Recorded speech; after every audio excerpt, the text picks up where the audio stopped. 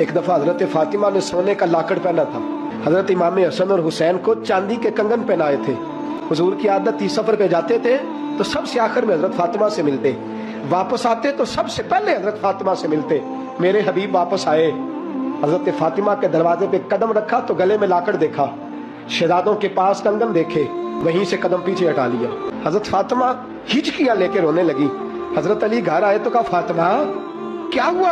अली, पता कोई नहीं, हुजूर आए हैं तो लौट गए हैं, मैं बड़ी परेशान हूँ, पता करो, जिंदगी में कभी ऐसा नहीं हुआ, मेरे रसूल ही मुझसे नाराज हो गए। हजरत अली कहते हैं मस्जिद में गया तो नबी पाक भी रो रहे थे। मैंने कहा हुजूर क्या हुआ? फातिमा घर में रो रही है, आप यहाँ रो रहे हैं। तो मेरे हबीब ने फरमाया, अली वो मोहम्मद की बेटी होके सोना पहनती है, वो मोहम्मद की बेटी होके बच्चों को चांदी पहनाती है, सोने से दिल लगा रही है।